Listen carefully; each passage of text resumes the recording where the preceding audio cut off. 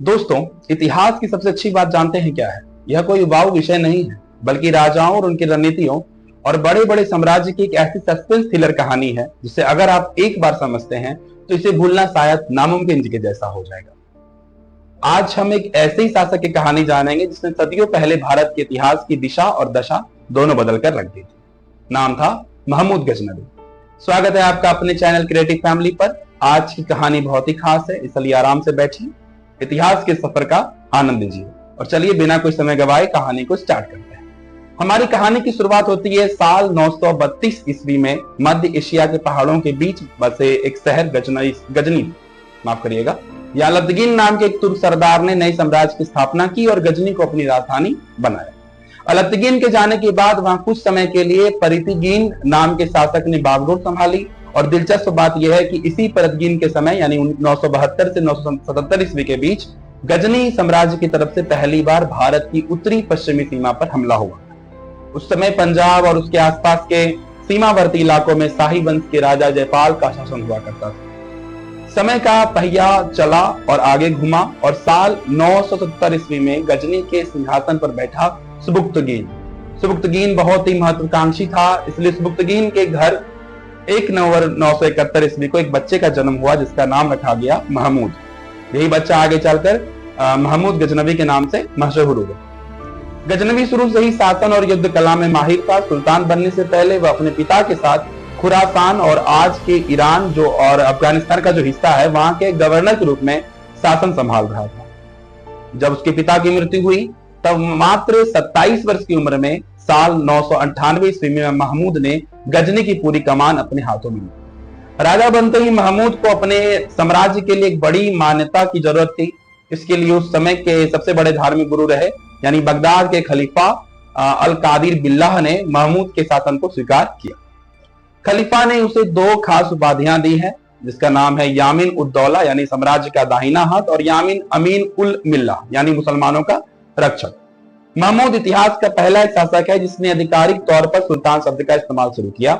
इसके बाद महमूद ने भारत की ओर रुख किया और इतिहासकार बताते हैं कि उसने भारत पर कुल मिलाकर 17 बार आक्रमण किए।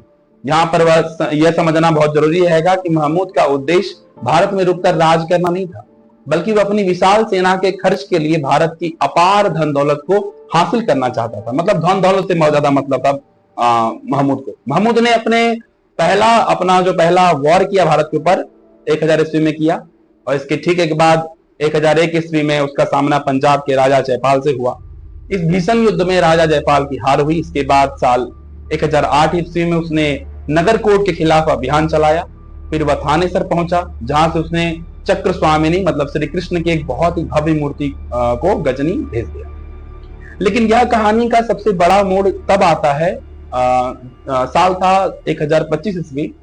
यह उसका 16वां आक्रमण था जब उसने गुजरात के प्रसिद्ध सोमनाथ मंदिर पर हमला किया और इस मंदिर से उसे अलग अकल्पनीय संपत्ति लेकर के वो लौटा और तब वह अनविल वाड़ के शासक ने उसे रोकने की कोशिश की, जिससे बचने के लिए महमूद ने सिंध के रास्तों को चुना और सिंध के रेगिस्तानों से गुजरते समय वहां के जाटों ने महमूद की सेना पर अचानक हमला करके उसकी कुछ संपत्ति छीन कर ले गए।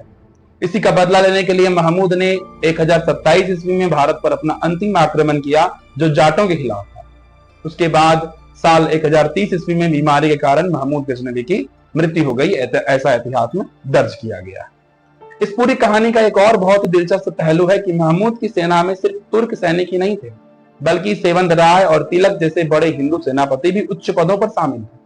युद्ध के अलावा महमूद को पढ़े लिखे लोगों और कवियों का बहुत शौक था। उसके दरबार की शोभा बढ़ाते थे अल बिरूनी जिन्होंने किताब उल हिंद लिखी है, फिरदौस जिन्होंने शाहनामा माफ करिएगा महाकाव्य लिखा। इसके बाद उतवी और फारूकी जैसे महान विद्वान जिनकी बातों से आज हम इस पूरे इतिहास को समझ पा रहे हैं उन्होंने लिखा। तो दोस्तों यह थी गजनी साम्राज्य के उदय से लेकर महमूद गजनवी के अंतिम दिन तक की पूरी कहानी। कैसे एक छोटे से शहर से निकलकर उसने इतने बड़े अभियान को अंजाम दिया, इसे हमने बहुत ही आसान शब्दों में समझा। उम्मीद है कि आपको इतिहास की यह कहानी पसंद आई होगी। कमेंट बॉक्स में जरूर बताएं कि आपको यह कहानी का कौन सा हिस्सा सबसे ज्यादा रोचक लगा और वीडियो को लाइक जरूर करेंगे, दोस्तों के साथ शेयर करें। आपके अपने क्रिएटिव फैमिली चैनल को सब्सक्राइब और फॉलो करना ना भूलें। मिलते हैं अगली वीडियो में एक नई कहानी के साथ। तब तक के लिए कीप लर्निंग, कीप ग्रोइंग। जय हिंद।